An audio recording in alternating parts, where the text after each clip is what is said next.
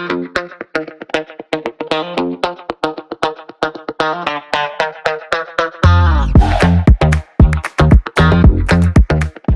can be tricky taking a news story or something, anything released in the drama sphere that we live in today, and using it as an analogy or to prove a point or anything, because you never know the whole story. But I'm going to do that today. Let's just throw a convention in the wind. But no, it's not that bad. But a story caught my attention over the last several days. And as it unraveled, it was like, oh, yeah, this is exactly what I've experienced in business a few different times and in life, period. And I thought, yeah, maybe worth talking about today. So we'll tell the story. So it's this whole deal, I guess, over the weekend at the Packers-Eagles game. There's this Packers fan that was being berated by an Eagles fan. And it was on footage, on film, and it got reported. And no, I've not berated anybody at the game like that. I'm not saying that's the piece, but I'm getting to where it connects to me in just a minute. But I don't know these people. And if you look at the initial story, it comes out, and this guy looks like a real jackwagon, just saying some horrible things.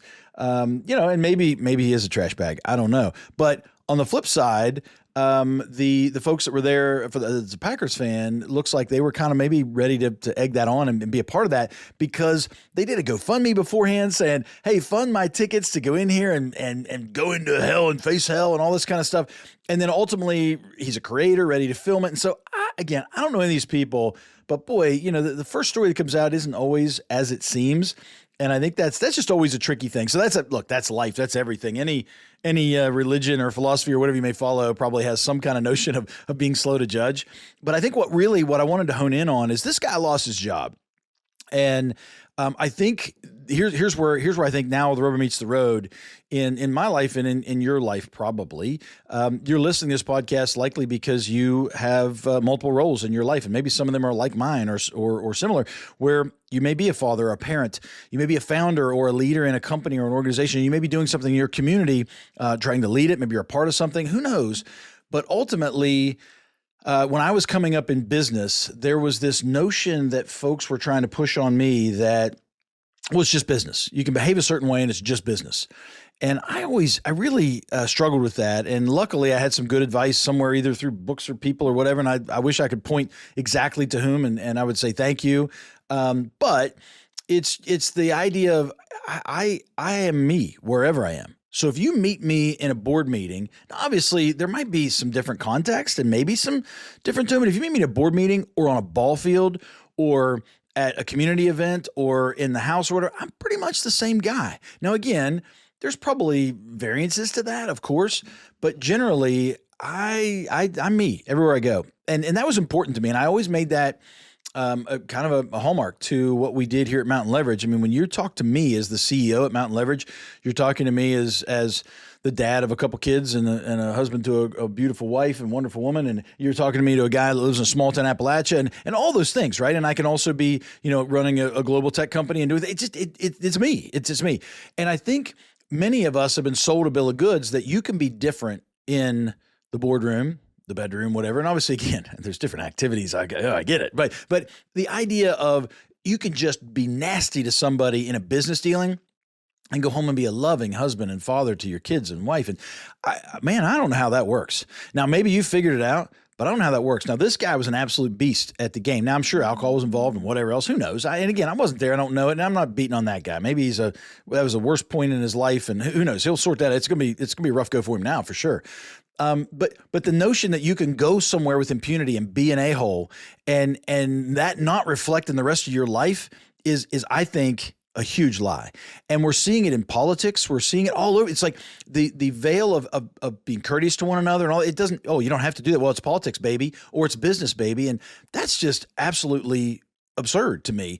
And maybe not to you. Maybe it's cool. I don't know. But I got to tell you, in my mileage, I don't know how many times having treated somebody a certain way, good, usually decently. I mean, I've had my moments too. Of course, we all have.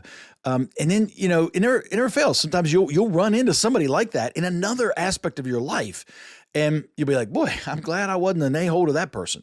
Right. And it's not like the Billy Madison thing, like you get scratched off the list of this guy going to assassinate people. Boy, I'm glad I called that guy. It's not that necessarily.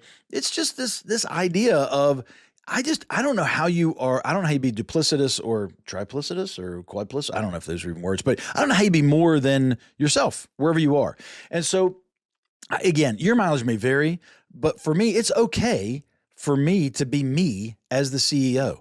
It's okay for me to be me when I get home. And obviously, I might be, when my kids were 2 and 3, I used somewhat different language, but I mean, they knew what a meeting was, and they knew, I used, it's me. They're going to get me. And sometimes Gina might be like, hey, we're with family, and it's not a business meeting. And likewise, I'm in business meetings, and I'm talking to everybody like they're my buddy. And so I know there are moments in decorum and all that you got to, I'm not saying ignore all of that stuff. There's context and there's behavior in that context. But I guess there's a wide berth of being you in various contexts versus being a different person because of the context. And I don't know, hopefully that's coming across. I think it's really important. I've found it to be massively helpful, because also I don't have to worry about, wait a minute, okay, what's my MO here? What's my style here? How do I act here? I just can focus on me. So I'm only working on one person at a time, as opposed to 3 or 4 or 50. And so maybe that's relief to you to hear that. I just, in my experience, it's been a win for me to always be me. If you run a business dealing with me and I win, you win, I don't know, whatever it is, both win, who knows? At the end of it, I got to think, there may be a few people in there who, but I got to think you'll experience the same me that you'll experience generally on the street of Grafton in small town West Virginia, or you come over to the house, and it's just because that's who I am, and I don't know any other way to be. But having tried to go down that path of, well, that's just business, baby. That's hard to sleep. It's hard to reconcile that. It's hard to do those things. That's when you get into situations. I think maybe I'm right, maybe I'm wrong. You get a lot of situations where maybe a CEO, a coach, or whatever gets into some kind of domestic situation, and realizes that maybe their situation at work spilled over into their life, and it's hard. It's hard to do that. So again, I don't know. Your mileage may vary. I will kind of also add this last piece on this, and that's just this whole notion of where's the room for grace. So this guy acted like a complete jackwagon, and the other two that were there, on the other side, looked like they were not doing well. But his apology was like, "Hey, I did all this, but it was provoked." I'm like, "Dude, whoa, full stop. Our behavior is our responsibility, right? Regardless of what somebody else does. How we behave is how we behave. Your parents had to tell you that growing up, or your guardians, or whoever. Your responsibility is how you behave. What somebody else does is on them. But at the same time, the dude screwed up." So, okay, now he loses his job, he loses everything else. Maybe that's all justified. Maybe you're like, heck yeah, that's exactly what should happen. I don't know. But where's the room for grace? Because I think part of the challenge here is, if we are going to be so bloodthirsty to crucify everyone else for their mistakes, again, I go back to where I started. You kind of are the same person wherever you are. And so if that's the way you're viewing everyone else, if everyone else is going to be crucified for their failings, how you going to feel about yourself? You're not perfect. I'm not perfect. You're going to mess up in a day. You're going to mess up in a week. You're going to mess up multiple times in an hour, whatever your day's like. And if you are such a critical person with no room for grace, I don't know how you make it through the day. That's a tough one. I mess up so much every day, and I use that as a moment to learn. And yes, I'm hard on myself, of course, but it's different. It's different. I try to give myself grace. And if you can't give grace to someone else, I can't imagine you're giving grace to yourself. So how you are in one area of your life is likely how you are everywhere, even if you can hide it and other things with a mask or whatever else. And for you, at this point, I am kind of pleading with you, find some grace. Find some grace for yourself. Even if you can't find it for anybody else, which again, I don't think you can separate these things super well. Find some grace for yourself. You're going to mess up. Unfortunately, you might be the drunk at the football game who says some stupid things. You got some assessing to do and some improvement, and maybe it's going to be a costly lesson for you, but there's grace. There's grace. You can fix it, right? You can figure that out. Obviously, there's some acts that are much harder to fix and some you can't fix, but generally, when we behave a certain way, there's got to be room for grace, doesn't there? For all of us, I think. And I want grace for you. I think that's important. So I want you to give yourself some grace. I want me to give myself some grace. I want my kids to have grace for themselves and each other and the world, because I just think it's a better place if we're all doing that. So, all right, I've gone on into preaching and everything else. So again, your mileage may vary, but ultimately this Eagles fan, and hey, if you're not an Eagles fan, you can say more power to him, whatever. But this guy's life is upended right now, because he behaved differently than how it's allowed at his work, right?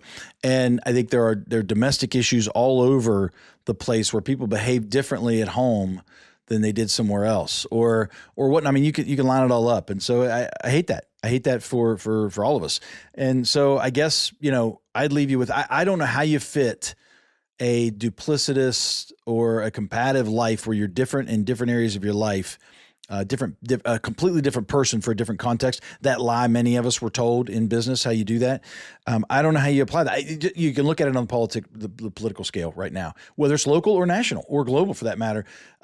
It seems to be believable that you can just be a complete a-hole, but you're a good guy. I don't know, man. I don't know. So likewise, if somebody in your community does something you don't like, maybe there's some grace, right? So we got to look at all of this together, I think, and that helps flourish for me. So these things that seem to be true out there, I'm just telling you, I don't believe they are. I think there's room for grace. There's got to be room for grace for all of us, and you got to be able to be you. And let the context change. I can give you a quick story. In having spent time in a war zone, I can tell you that's a different context than what I'm looking at now out of my window. The beautiful snow, it's falling. It's gorgeous, it's beautiful, it's peaceful, it's lovely. And war was none of that. So it was a different context.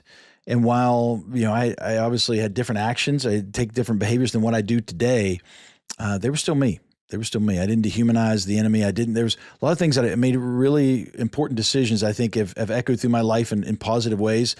That I want to make sure I was me, and I want to make sure the guys we were over there with, that they were them, that we were us, that we were West Virginians, we were Americans, we were proud, but we were also going to be good people, we were good humans, and all that stuff plays out, I think. So again, I'm bloviating now, and I apologize for dragging this out, but I think it's an important concept. And if you've never been told it's cool to be a different person, or in fact, not only is it cool, but maybe you should be a different person in a business dealing or in a political dealing or whatever else than what you are at home and all that kind of stuff, cool. Good on you. And I'm glad whoever's been mentoring you or how you grew up, good, be good.